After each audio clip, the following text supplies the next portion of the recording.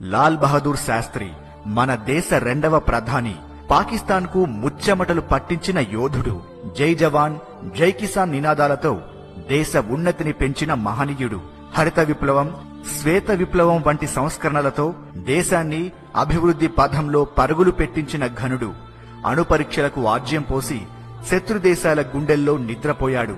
కాని పాక్తో జరిగిన తష్కాంట్ శాంతి ఒప్పందంలో అనుమానాస్పద స్థితిలో చనిపోయాడు.